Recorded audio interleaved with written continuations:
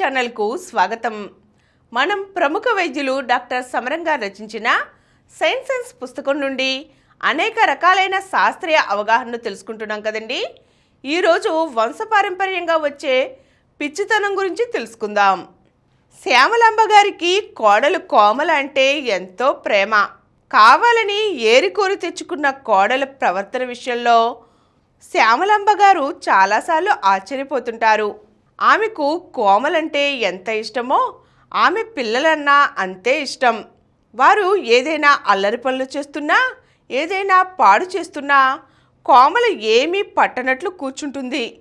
పిల్లలు అలా అల్లరి పనులు చేస్తుంటే ఊరుకోలేక శ్యామలాంబ పిల్లల్ని కాస్త కేకలేస్తే, నేనంటే మీకు ఇష్టం లేదు, నా పిల్లలంటే అస్సలు ఇష్టం లేదంటూ గొంతు చించుకొని అత్తగారి మీద విరుచుకుపడుతుంది.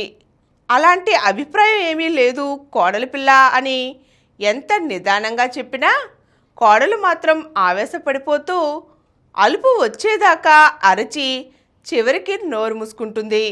ఎవరూ తన గురించి చెప్పుకోనప్పటికీ అందరూ తన గురించి ఏవేవో చెడుగా మాట్లాడుకుంటున్నారని, తనని ఏదో చెయ్యాలనుకుంటున్నారని, తనంటే అందరికీ కోపమేనని ఇలా ఏవేవో ఉద్రేకపడిపోతూ మాట్లాడేస్తూ ఉంటుంది.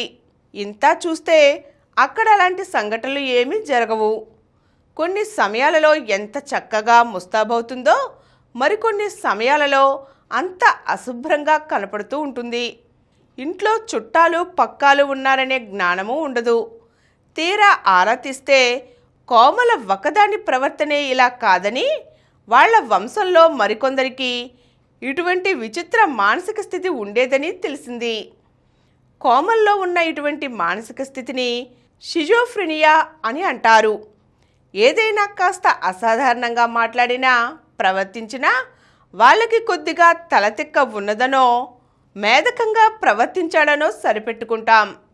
అదే బట్టలు ఊడదీసుకుని బజారున పడితే పిచ్చి ఎక్కిందంటారు. ఇవన్నీ మానసిక వ్యాధి లక్షణాలే. కేవలం మానసిక వ్యాధి లక్షణాలలోని హెచ్చుతగ్గులే. పిచ్చి వంశపారంపర్యంగా సంక్రమిస్తుందా లేదా అనే విషయమై విస్తృతమైన పరిశోధనలు జరిగాయి. ఈ పరిశోధనలో షిజోఫ్రెనియా, మానిక్ డిప్రెషన్ వంటి మానసిక వ్యాధులు వంశపారంపర్యంగా సంక్రమిస్తాయని తేలింది. శ్యామలాంబ గారు అంత ఏరికోరి కోమల్ని కోడలుగా తెచ్చుకొని ఎంతో ప్రేమగా చూసుకుంటున్నా ఆమె అలా విచిత్రంగా విపరీతంగా ప్రవర్తిస్తున్నదంటే అటువంటి పిచ్చి వాళ్ల వంశంలో ఉండటమే కారణం. కాల్మాన్ అనే మానసిక వైద్య నిపుణుడు షిజోఫ్రెనియా వ్యాధి గురించి వివరిస్తూ, తల్లిదండ్రుల్లో ఏ ఒకరికైనా ఈ వ్యాధి ఉన్నట్లయితే పుట్టిన పిల్లల్లో 18% మందికి ఈ మానసిక వ్యాధి లక్షణాలు సంక్రమిస్తాయని, ఒకవేళ తల్లిదండ్రులిద్దరికీ ఈ వ్యాధి ఉన్నట్లయితే పుట్టిన పిల్లల్లో 63% మందికి ఈ లక్షణాలు కలుగుతాయని అన్నారు. అయితే వంశపారంపర్యంగా ఏ సంబంధం లేకుండా కూడా షిజోఫ్రెనియా లక్షణాలు ఏర్పడవచ్చు. అలాగే ఇంకా ఎన్నో ఇతర మానసిక సమస్యలు ఏర్పడవచ్చు. ఒక వ్యక్తి పిచ్చివాడుగా తయారైనా లేదా కాస్త అసాధారణంగా ప్రవర్తించినా దానికి అనేక శారీరక, మానసిక, సామాజిక పరిస్థితులు కారణం కావచ్చు. కొంత వయసు వచ్చిన తర్వాత బయటపడే మానసిక వ్యాధి లక్షణాలకి కొందరిలో చిన్నతనంలోనే బీజం పడుతుంది. తల్లిదండ్రుల ప్రేమని చిన్నతనంలో సరిగ్గా పొందలేని వారు లేదా తగువులాడుకునే తల్లిదండ్రుల దగ్గర పెరిగిన వారు వ్యక్తిత్వ వికాసానికి అవకాశం ఇవ్వకుండా అల్లారు ముద్దుగా పెంచబడ్డవారు భవిష్యత్తులో మానసిక వ్యాధులకు తేలికగా గురవుతూ ఉంటారు. అంత మాత్రాన అన్ని కేసుల్లోనూ పిచ్చివాళ్లుగా మారతారని భావించరాదు. అనవసరమైన ఆందోళన, ఆదుర్ద, ఆవేశం, ఉద్రేకం, భయం ఇటువంటివన్నీ మానసిక వ్యాధి లక్షణాలే. శేఖర్ శాంతని గాఢంగా ప్రేమించాడు, ఆరాధించాడు. ఆమె తన సర్వస్వం అనుకున్నాడు. ఆమెను ఆధారం చేసుకుని ప్రేమ సౌధాన్ని నిర్మించుకున్నాడు. చివరికి అతను నిర్మించుకున్న ప్రేమ సౌధం పేక మేడలా కుప్పకూలిపోయింది. మానసికంగా పెద్ద దెబ్బతిన్న శేఖర్ పిచ్చివాడిలా తయారయ్యాడు. దేని మీద అతనికి ఆసక్తి లేకుండా పోయింది. ఎప్పుడూ ఏదో ఆలోచన, ఏదో బాధ. చివరికి ఏమి మాట్లాడుతున్నాడో, ఏమి చేస్తున్నాడో అతనికే తెలియకుండా పోయింది. మనసు అదుపు తప్పింది.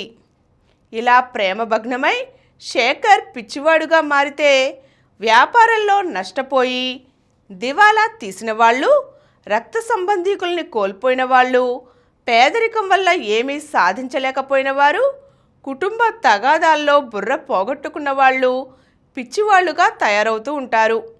అతిగా భయపడేవాళ్ళు, వెర్రి కోపంతో మనోస్థిరత్వం పోగొట్టుకునేవాళ్ళు, ప్రతి దానికి అతిగా ఆందోళన చెందేవాళ్ళు బుర్ర చెడగొట్టుకుని చివరికి పిచ్చివాళ్లుగా తయారవుతారు. వారిలో ఆలోచన శక్తి, విచక్షణ గుణం తగ్గిపోతుంది. దేనికైనా ధైర్యంగా ఎదుర్కొనేవాళ్ళు ఏ విషయాన్నైనా ఎంత కావాలో అంతవరకే పట్టించుకొని ఆలోచించేవాళ్ళు పిచ్చివాళ్లుగా మారడం జరగదు. కొందరు కొన్ని వ్యాధులు వచ్చిన తరువాత చాలా అసభ్యంగా, అసాధారణంగా ప్రవర్తిస్తారు. ఇలా ప్రవర్తించడానికి కొన్ని విషజ్వరాలు, మెదడు జబ్బుల వల్ల కేంద్ర నాడీ మండలం దెబ్బతిండమే ముఖ్య కారణం. ఆ వ్యాధులు వచ్చిన తరువాత వెంటనే ఈ లక్షణాలు బయటపడకపోవచ్చు. అయితే తరువాత ఇది పిచ్చిగా మారవచ్చు. అందుచేత మానసికంగా విపరీత లక్షణాలు కలిగి ఉన్న, పిచ్చిగా ప్రవర్తించిన డాక్టర్ చేత పరీక్ష చేయించి మందులు వాడినట్లయితే చాలా వరకు గుణం కనబడుతుంది. ఈరోజు మనం పిచ్చి వంశపారంపర్య లక్షణమా అనే అంశం గురించి తెలుసుకున్నాం కదండి. మరో చక్కని అంశంతో మళ్ళీ కలుద్దాం. ఈ కార్యక్రమం మీకు ఎంతో నచ్చింది కదా. ఇటువంటి మరిన్ని వీడియోల కోసం అనతి కాలంలోనే 20 కోట్ల వ్యూస్ సాధించిన సమరం ఛానల్ సమర్పించు సమరం ప్రగతి ఛానల్కు సబ్స్క్రైబ్ చేయండి, లైక్ చేయండి, మీ ఫ్రెండ్స్కి షేర్ చేయండి. అలాగే ప్రక్కనున్న గంట సింబల్ని ప్రెస్ చేయడం మర్చిపోకండి. Please download Samaram Channels app from Google Play Store and watch your favorite channels. Click the bell icon and subscribe to the channels.